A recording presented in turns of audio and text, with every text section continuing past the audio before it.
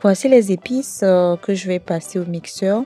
Il s'agit du gingembre, de l'ail, 2 échalotes, du romarin, de l'anis vert, du poivre noir et du poivre blanc.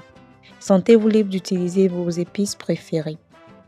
Voici le poulet, je l'ai déjà bien nettoyé avec du citron et je l'ai découpé en 4 parties. Il s'agit du poulet dur, c'est tout ce que j'avais. Donc, je viens y ajouter les épices, du sel, du bouillon d'assaisonnement et 2 feuilles de laurier. Je rajoute un tout petit peu d'eau et je vais laisser mijoter environ 10 minutes. Et ensuite, j'ajoute assez d'eau pour pouvoir faire cuire le poulet jusqu'à ce qu'il devienne tendre.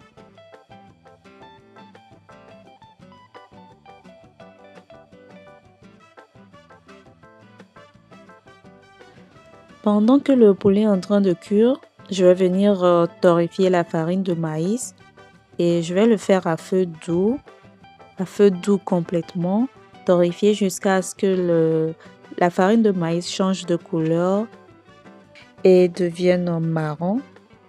Voilà. Donc, je vais vous montrer un peu, vous voyez, c'était la farine de départ. Vous voyez la différence de couleur? Ok, on a besoin de ce marron. Et aussitôt prêt, il faut transférer ça dans un plat pour que la cuisson s'arrête. Voilà, après environ 1 heure de temps, le poulet est prêt. C'est bien tendre. Donc, je vais passer à la friture. Je vais venir frire légèrement pour faire dorer les 2 faces. Et ensuite, je vais y goûter et réserver de côté pour la suite. Là, nous allons commencer notre tienkoumé et je vais utiliser l'huile de friture des poulets. Et je vais tamiser un peu, voilà. Et j'ajoute les oignons émincés. Je tourne environ 1 minute. Et je viens rajouter le reste des épices. Les épices qu'on avait mixées au départ. Oui, j'avais pris juste la moitié pour assaisonner le poulet. Donc voilà, j'ajoute le reste et je tourne environ 2 à 3 minutes. Et ensuite, je viens rajouter du concentré de tomate. J'ai pris l'équivalent de 2 ou 3 cuillerées à soupe de concentré de tomate. Donc, je viens tourner, je remue bien. Voilà. Et je vais faire frire le concentré de tomate environ 7 minutes. Et là, je vais rajouter un peu de bicarbonate de soude. Le bicarbonate de soude permet de réduire l'acidité des tomates. Voilà, c'est bien cuit. Donc là, je vais rajouter le jus de cuisson de poulet. Je viens tamiser un peu.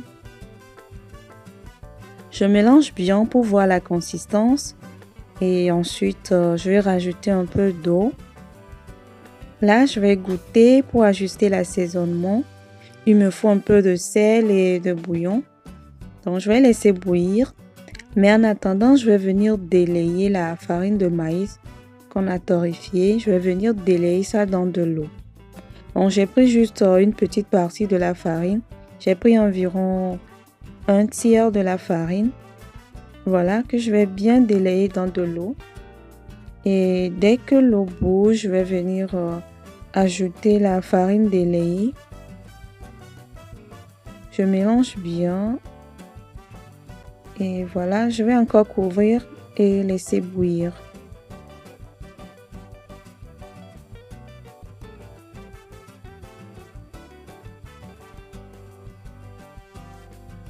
Je vais récupérer une partie de la sauce que je vais garder à côté. Et au cas où, en faisant la pâte, c'est un peu dur, je peux rajouter ça. Donc, il faut toujours prévoir cela. Là, je viens rajouter la farine et je mélange bien. Je mélange rapidement pour qu'il n'y ait pas de grumeaux. Voilà. Donc, je tourne bien comme si je faisais la pâte régulière. Et je rappelle que je fais tout ça à feu moyen.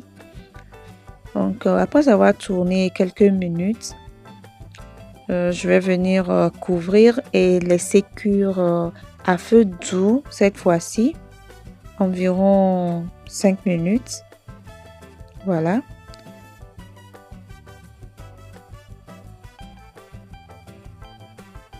Voilà, après 5 à 7 minutes environ, je viens encore tourner. Vous voyez la consistance? C'est bien molle. Il faudrait pas que ce soit dur. À la base, il faut que ça soit pas dur du tout parce que quand ça va commencer par tiédir, ça devient dur. Donc, s'il y a besoin même, vous pouvez rajouter le jus de tomate qu'on a réservé à côté. Vous pouvez rajouter, mais moi je trouve que c'est bon, c'est pas dur, donc c'est bon comme ça, c'est déjà prêt même. Donc il faut récupérer ça dans des bols. Là, nous allons faire sauter des tomates fraîches et oignons pour accompagner notre ginkoumé. Et je vais prendre l'équivalent de 2 cuillerées à soupe d'huile de la friture. Je fais revenir des oignons émincés environ 1 minute. Et j'ajoute les tomates fraîches et poivrons découpés, ainsi que l'équivalent d'une cuillerée à café d'épices, les épices que j'avais mixées au départ. Donc voilà, j'ajoute du sel et du blanc d'assaisonnement. Je tourne bien à feu vif. J'ai réservé un peu de tomates fraîches découpées pour ajouter au sauté de tomates à la fin. Voilà, donc je tourne bien pour que les tomates puissent libérer un peu de jus.